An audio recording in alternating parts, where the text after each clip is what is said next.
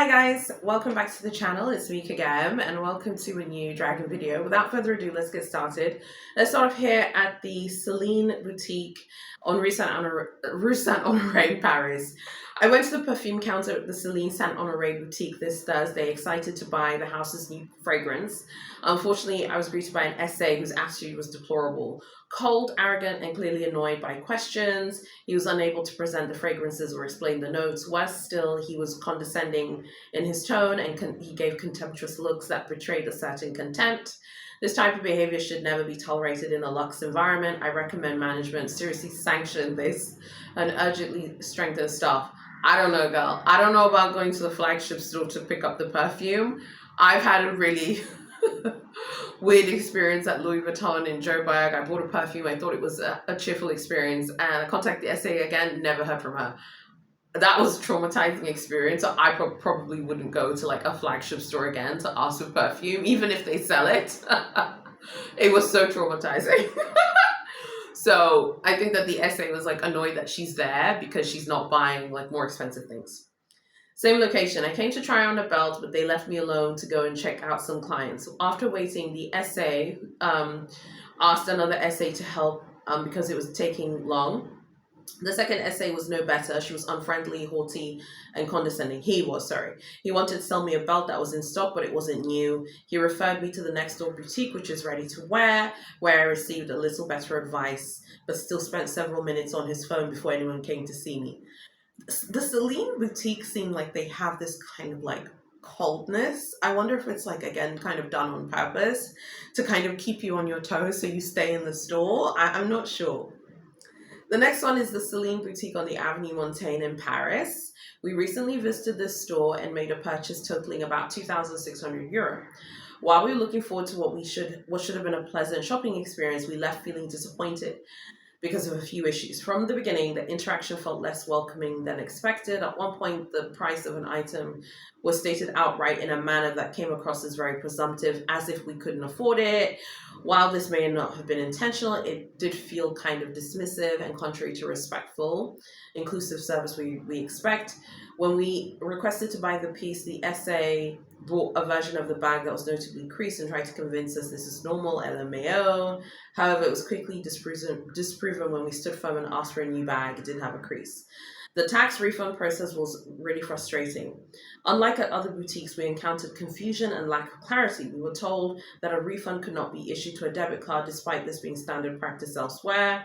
The explanation was difficult to follow. They end up whinging, complaining about that, blah, blah, blah, blah, blah. When the refund page glitched, the SA walked off without saying anything, only calling for us to follow her once she was already halfway across the store. This felt abrupt and dismissive. Additionally, our purchase was placed in only a shopping bag rather than the usual box and shopping bag presentation. We also were not offered any drinks. Okay, well, this person just wants to moan and critique every single thing. Yeah, it probably wasn't like the nicest experience, but I find that sometimes like when people want to criticize every single experience, maybe they were also a little bit annoying during the shopping experience. But that said, the SA shouldn't offer a bag that has creases in it or don't try and sell me something that's been touched or a display piece. Yeah. Same location. I went to the Avenue Montaigne location in Paris to buy a wok and a cabas tote. When I entered the store, no one greeted me. The store wasn't too busy since it was around 6 p.m. The guy who offered refreshments saw me and asked if someone helped. He was probably the only nice person in the store. He then told SA number 1 to help me with the bag that I was looking at, which was the wok. He handed me another bag, which also had a chain, but I didn't like the shape. He looked uninterested the whole time he was dealing with me. I asked if the store carries stocks of the cabas tote. He said, no, we don't carry it.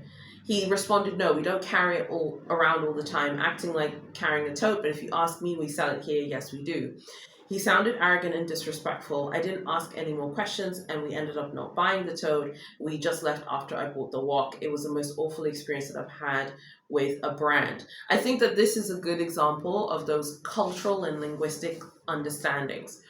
Because obviously the SA is French, the client asked in English, do you carry the stock do you carry this bag? Do you have it in the store? And the SA is like, no, we don't carry it around all the time, meaning they don't carry the bag all the time. But actually the client is asking if they have it available to sell in the store. This is a good example of cultural and linguistic misunderstandings that happen all the time, which is unfortunate. The next one is the same store, Celine Avenue Montaigne in Paris, but it's a French language review. I want to include more French reviews because I think those could be interesting. This was a really bad welcome. 3 hostesses with iPads rush at you at the entrance, asking you what you want. We told them we want to see a bag. They then stepped back. I asked them if the SA was going to come and meet us. They told us to go see the bags, completely disinterested in our existence without telling us where they were. On the other hand, foreign tourists who come in after us are immediately taken care of. We found what we wanted at YSL anyway. Okay. So I think something to note here, I've noticed this about the French and Italian reviews. A lot of the French language reviews from French clients and Italian language reviews from Italian clients of any brand, many of them mention this sentiment that the people who speak the language of the brand, or are from the country where the brand is from, are overlooked in favor of foreign tourists. It's less of an issue of the ethnicity or something like that. They believe that foreign tourists of any color or ethnicity or creed are treated better because they are not locals. This sentiment appears in a lot of the French language and Italian language reviews. And I've actually spoken to French friends about this, and they've told me that some of them have even said, if they took me and my husband somewhere, and if they were oh, they're not from France, that they felt like they would be treated better, which is so interesting because I think that maybe she was saying that she feels like foreigners spend more money, so maybe that's why certain brands are nicer to foreign clients. So I just thought that was really interesting, that's why I included it here. The next one is the Ferragamo boutique in Florence in Italy. Beautiful selection, and I love Ferragamo. I usually buy all of their products, but the essays here were really rude. I asked to see a grey and fuchsia bag, and instead they brought me the black one. When I said I preferred the colored one, they said yes, but that one's more expensive. Annoyed, I went to look at shoes, and they followed me as if I was going to shoplift from the store. I had entered the store specifically to buy shoes I'd seen in New York, since it's cheaper, but I left without buying anything. I think when the CA or the essays tell you that something is really expensive or something is more expensive, it's a sales tactic. It's a tactic to get you to spend more money. And I can see it working. I can see that it works because in a lot of these reviews, people mention immediately that they were told it's a tactic, or people will be like, oh, she said that it's more expensive than that one, as if you can't afford it, in order to get you to spend more money. And it does work, because if she wasn't bothered by what was said, she wouldn't have mentioned it in this dragging review. Honestly, me personally, if I'm there to buy something, I'm going to buy it. As long as the person's not ridiculously rude, I'm probably going to buy it or ask for another essay. The next one is the Hermes boutique in Sao Paolo in Brazil. My friend and I were treated badly by the SA. He refused to sell my friend a pair of trainers. He said he didn't have any models he wanted.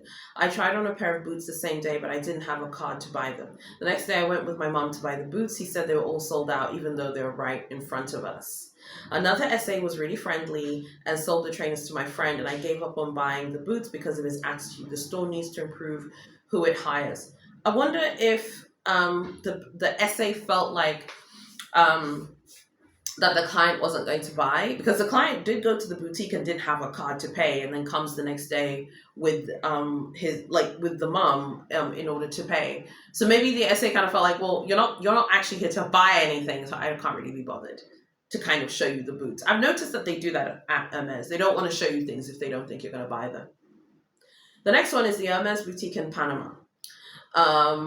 Service and employees are great and friendly. The SA was patient and helpful. Unfortunately, the store is out of stock of so many items you cannot find what you're looking for. It seems like head office has forgotten this location and refuses to restock them. They don't even have small size boxes.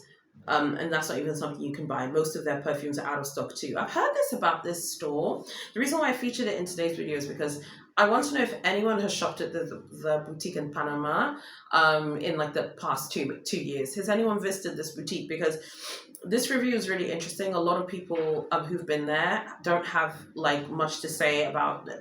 Everyone says that it doesn't have any stock and there are no Kyoto bags there. And there's nothing to buy.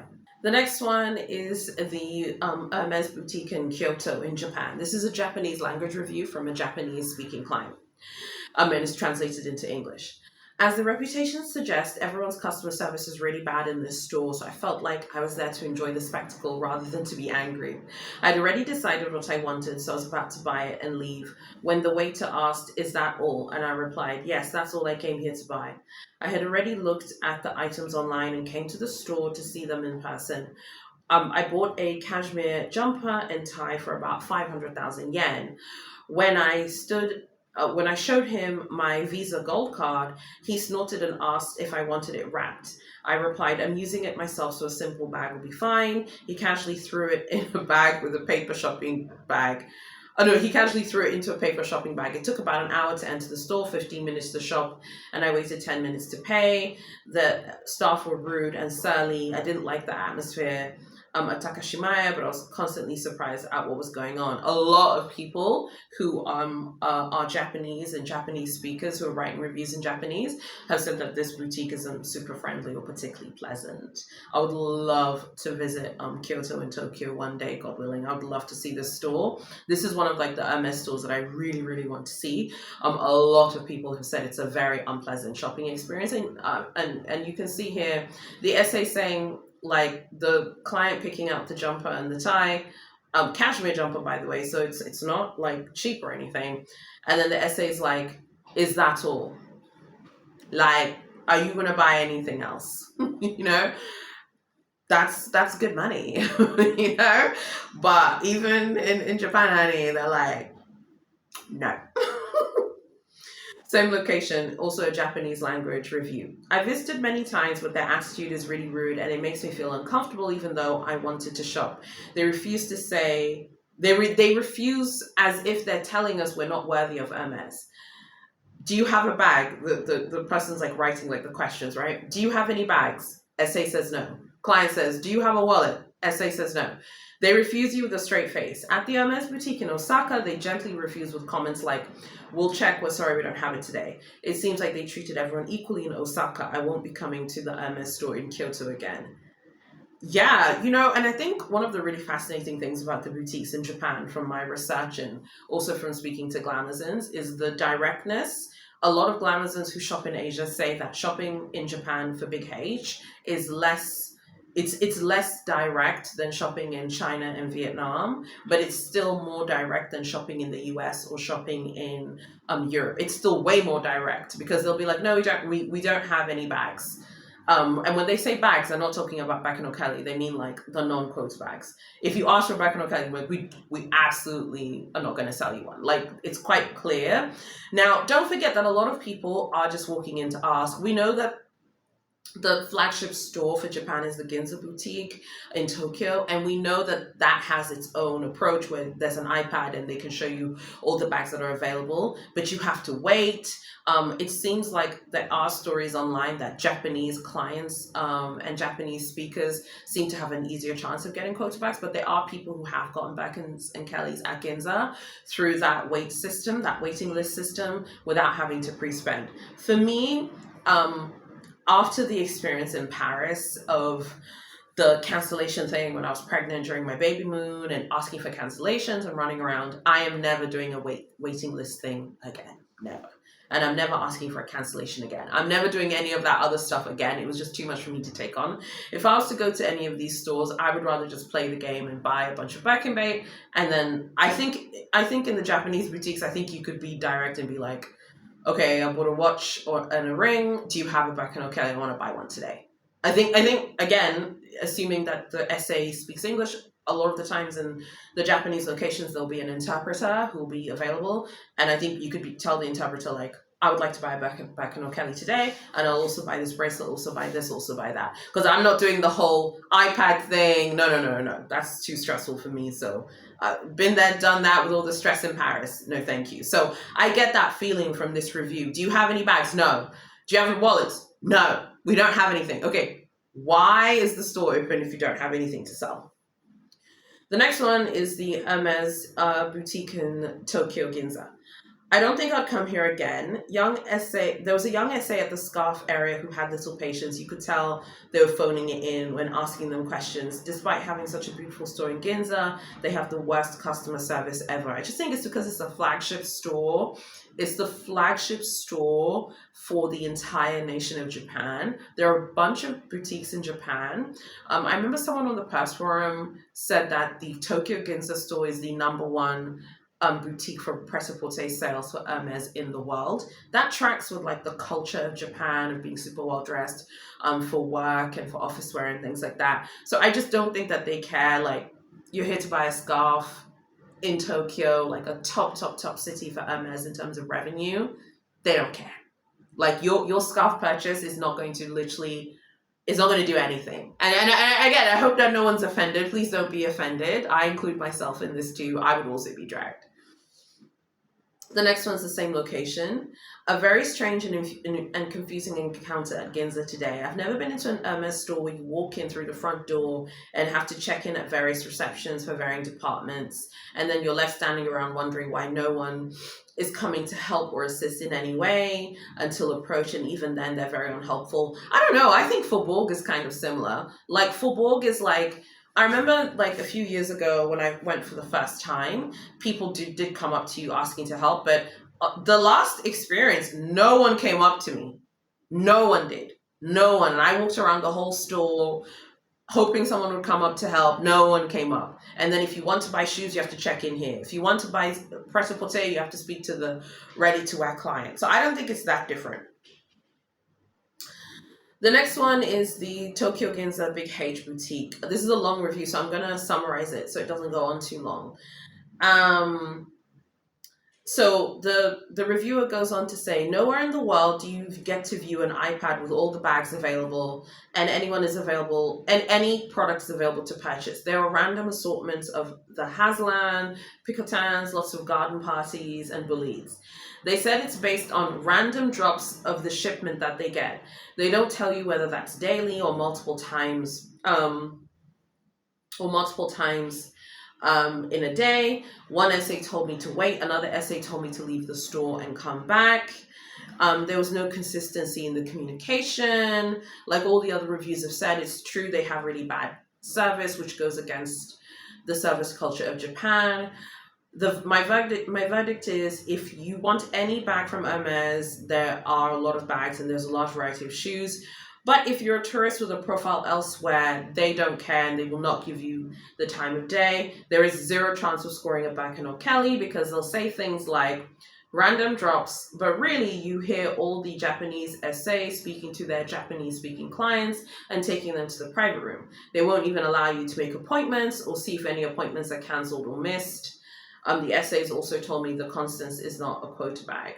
I think this was a super helpful review because I think it kind of, this is the kind of information that I think is like more interesting, and it's this kind of, to me, says the true story. The whole thing of the random drops, they're not random. They know exactly what they have every day. They maybe say that to clients to get people to like leave the store and not come back because people maybe don't want to like ruin their whole trip in Tokyo and you know, just like running around after Hermes all day. So they'll be like, okay, we have random drops. You know what I mean? So I think, you know, in a situation like this, again, it's the flagship store for Japan. And unless you can spend at a really high level, and don't forget, you know, I think that sometimes, like I have noticed in a lot of the dragging stories, with all due respect to people from certain parts of the world, there is a lot of ignorance about the world in dragging stories. I remember one review from many years ago. There was someone who had actually gone to, I think it was like a Louis Vuitton boutique in Tokyo. I think the person was from North America. And the person was basically insinuating that, you know, I spent the equivalent of like, you know, $3,000. It's like $3,000 in Tokyo is nothing. Sorry. Even in your home country, that's not a lot of money, but in cities like Tokyo and Shanghai and Beijing and Seoul and Singapore and, you know, Hanoi, Bangkok, like Manila as well in the Philippines, like, I mean, there are a lot of people who have insane amounts of money in Asia. Like whatever 3,000 USD is in Japanese yen, there are people who can spend 100 times that in Tokyo.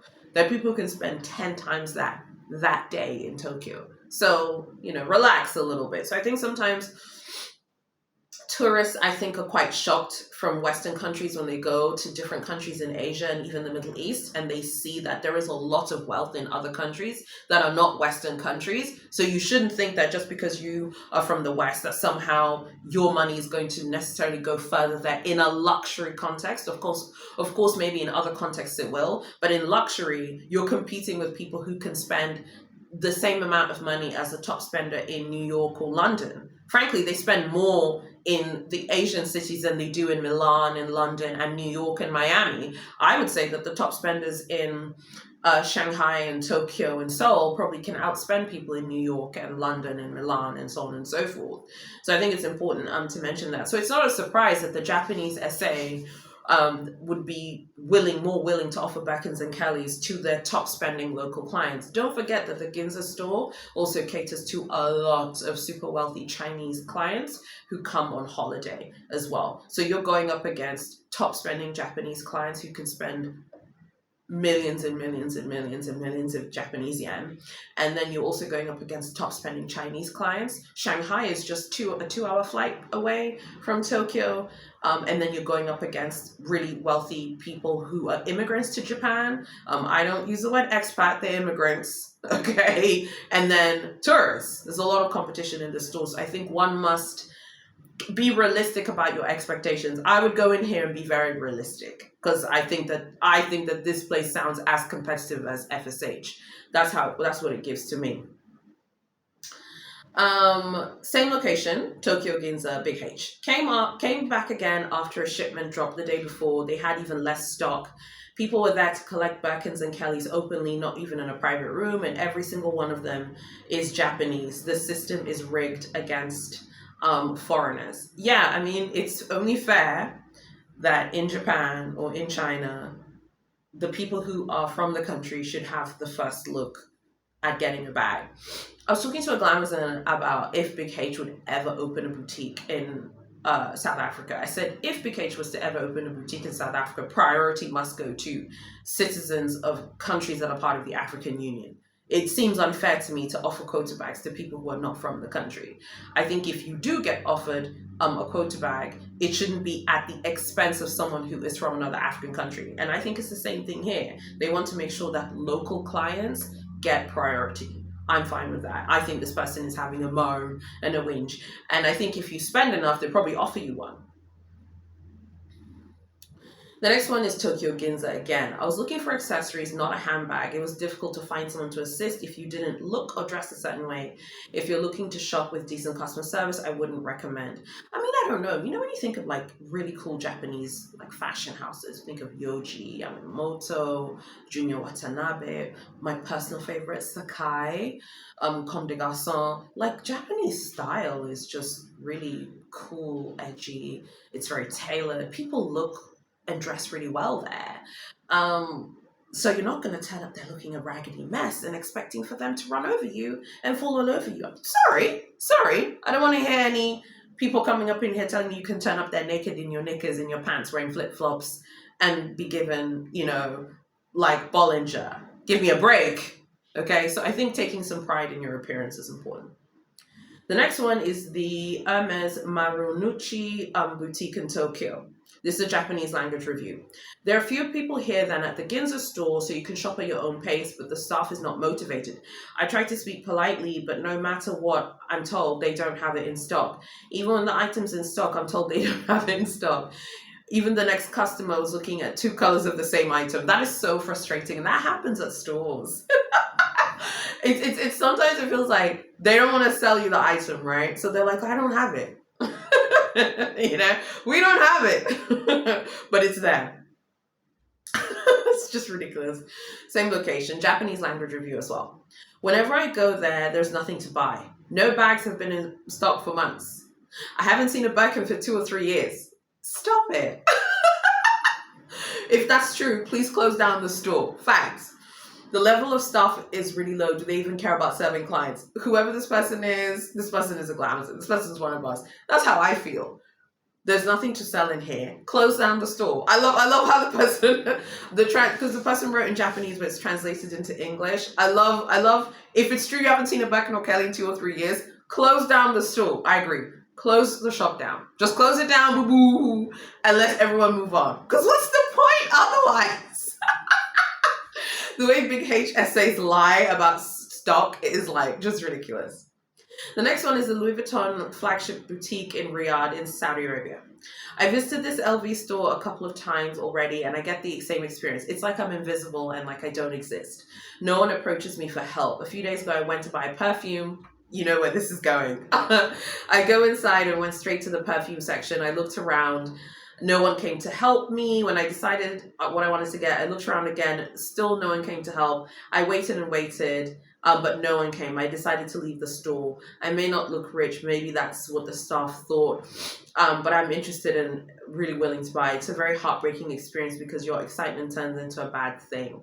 I was thinking of buying online instead. Oh, that's disappointing. But Riyadh, you know, Saudi Arabia, the wealth and money in Saudi Arabia is on another level. Like I think that in these cities where there are so many wealthy people, they are just gonna be like, you're just here to buy perfume. Like I don't care, and I'd rather just wait for someone to come and spend more money. I don't like this because I still feel like you have the perfumes to sell. You should have just sold them, and I still feel like. Okay, while I did say that I personally wouldn't maybe go to buy something super small, if the person's local and lives there and wants to buy perfume in the store, it should be okay. I don't know. It's a tough one, man. Maybe I'll just order online because the treatment is so bad. I feel bad for how this person was treated. The next one is the Prada boutique in Milan at the Galleria. My husband and I decided to visit Milan while we were in Italy for 2 weeks. We stopped at the Prada Galleria. We were greeted by an essay. As we walked to the back where men's clothes are, we were met with 3 sets of staring eyes as if we didn't belong there. We left and ended up at the Rinascente near the Duomo. It's a department store. The staff at the department store were much nicer. We ended up opening our wallets and spent a lot of money. I'm an Italian and American citizen. I'm very familiar with the culture. I've worked in retail for over 20 years. Don't ever judge a person based on how they look. Our American salaries are triple what they make. Also, we didn't even realize it was a second floor until I read the reviews. I don't know, man. Chill with I'm a dual citizen and I make triple what you make. I think people would be shocked at how much, even in Europe, like the sales advisors, while their base salaries are low, they do get bonuses and promotions and stuff. So I think chill with that. And I don't like I'm a dual citizen of Italy and the US. I mean, so what? So what? I mean, so what you are? What difference does that make? All they care about is what you're spending on that day. You could earn €1 million, $1 million, £1 million. If you're not going to spend that money at the store, the essay doesn't care how much you earn. I think that's something which I think a lot of people, if you love these dragging reviews and you don't understand why some essays need to understand that people have money, you having money is not really the issue. Are you spending the money today? Like, are you actually spending the money today? You know what I mean? So even with the perfume example, what I was meaning to say by that is that if in a situation like the Louis Vuitton flagship in Riyadh, if that's the only place where you can buy Louis Vuitton perfume, they have to allow people to come and buy Louis Vuitton perfume because that's a very wealthy city. So it's very possible that person could spend a ton of money at another time. But in a situation like this, that person had already gone to go and buy something. They weren't time wasting. These people walked in, right? They saw a bunch of people staring at them. And because those people weren't kissing their ass, they decided to leave. If I walk into a store and I see a bunch of essays looking at me, I'll be like, hey, I want to buy this, I want to buy that. Can you just help me? You know what I mean? But again, for me, maybe it's different just because I'm so far away. So I wouldn't let that run me out of the store. You're not running me out of the store. Okay? And I think just chill with the I'm a dual citizen thing. That kind of gives, I think I'm better than you because I have 2 passports. If you don't sit your butt down, how much money are you spending today? The final one is the Hermes boutique in Aspen in America. I visited many Hermes boutiques around Asia, Europe, and the US, but this store was really disappointing. Despite Hermes' selective sales strategy, the SA was really unprofessional. Before I could say anything, she immediately told me we don't have any bags. Her demeanor and expression conveyed an unwelcoming attitude. I think that the problem, you know what the problem is? It's what I've been thinking about. The problem is too many people, because of social media, are going to Hermes stores to ask about quota bags and they haven't bought any other items. So they've just been told, just tell them that we don't have, we literally do not have any bags to offer. So if you want a bag, you're going to have to just, you're going to have to go and spend things. So I think it can come across cold. And she decided to preempt the client. It's not fair because you don't know if the person necessarily wants a bag. But chances are 99% of the people who shop at Hermes want a Birkin Kelly or Constance. So she just was like, we don't have any bags. So what did you think about the selection of dragging videos? This will be the one for the weekend because I'm uploading it today on Friday. I won't have one on the weekend, but there'll be more to watch next week, and I have tons to watch on the playlist as well. I really enjoyed today's ones. I just want to be clear, guys, because I know people are going to drag me in the comments. I'm not saying you can't go to Louis Vuitton to buy a perfume. In a situation like the Johannesburg store, there are only 2 Louis Vuittons in South Africa, and they serve as the gateway to sub-Saharan Africa. The CAs who work at Louis Vuitton in South Africa must understand that there'll be African clients from other countries who just want to buy a perfume like I did in my case. But they're like, okay, I don't want to deal with you anymore. Right? So I'm just saying it might be easier for the client who is in Saudi Arabia to just order it online because the reception was so cold. But at the same time, maybe Louis Vuitton could have trainees help clients with perfumes so that they can build up their sales skills instead of being annoyed that people are coming in to ask for perfumes. You know what I mean? So I'm not attacking the clients who was in Saudi Arabia trying to buy the perfume. I love the client who was in the other boutique in Tokyo, not Ginza, Marunouchi, who basically was like, baby, close the boutique. I agree. Do you have any? I haven't seen a Birkin Kelly for 2 years. Big HSA told that person, I have not seen a Birkin Kelly for 2 years in the store. If you haven't seen a Birkin Kelly for 2 years, close the store. I agree. Close it up, wrap up the store, shut it down, let's move on. Because what's the point? Especially if you're not going to offer people. So I think I really enjoyed today's because today was very international and that's what I love. I think today's the first time in years that I've featured Prada, featured as well. We also featured Ferragamo. One of you asked me to feature Ferragamo, so I'm taking on your feedback and we'll continue to feature them. The Ferragamo one was also interesting because the essay was like, oh, that handbag is way more expensive though. Again, sales tactic. So I wanted to talk about the sales tactic stuff. Does it work? Yes, it does work. In addition to the whole point of the sales tactic being that it's meant to kind of make the person feel like, can you prove, that you can shop here? I think it's also meant to make the brand seem more exclusive. In addition to being this reverse psychology thing on the client, it's meant to make the brand seem more exclusive, And I know that many of you are going to say, well, I earn more money than the CA. Guys, it doesn't matter. Imagine the people who say this, right? Who are like, I earn more money than the CA. I earn more money than them. It doesn't matter. You're still in the store trying to buy their product. So everyone's kind of at the same level here. You know what I mean? Everyone's kind of trying the same stuff. They're working there for a check. You're spending your check. So there's no point being like, oh, I'm better than the CA. You're not. You're still at the store. If you don't care, you wouldn't be at the store. So let's chill with that. And I also think that SAs have got to stop tricking and lying to clients. If you don't have any bags, then just, okay, fine. If you don't want to sell me a bag, I'd rather you just be like, hey, you know what? You really need to pre-spend in order to be offered a bag. And I think that is something that would be really good. And I think also another thing to note is don't be a time-wasting client. In my business career, the amount of people who waste your time in business is absolutely shocking. And it's the same thing in the consumer market. There are people who are time wasters. The reason why they ask you at the door, are you buying anything today, is because they are so sick and tired of the amount of people who come to waste time. I think us as the Glamazon community, while we're a broad church and we all have different views, I think most of us can respect the SA's time. I know I do. So if I'm not buying anything and I just want to look, I always make sure like, hey, today I'm just looking. I'm not going to pick anything up, but if I change my mind, I'll let you know. Something like that. I think that's quite nice. That way they know they can just forget about you. They don't need to worry about you, and then off you go. And then the final thing I wanted to talk about was, I think I saw someone post this on social media about champagne. Someone was like, how do they decide who gets champagne? It's my understanding that they decide based on what they think you're going to buy and based on the budget that the store has for drinks. So if you're offered champagne, it means that the SA believes that you're going to spend, or that you are spending, and they believe if they offer it, you'll spend more. I've also noticed that they tend to do that also if they see your boyfriend or your husband there. Maybe that might increase the chances of being offered champagne, because I think that there's a psychology that if the husband or boyfriend is happy and cheerful, the woman will want to spend more time and therefore more money. You know what I mean? Anyway, I really hope you guys like these dragging videos. We can always continue doing them. As long as you watch them, I will continue to post them for you. Many of you said that you liked the marathon. That's great. I enjoyed making them for you. So like, comment, share, and subscribe.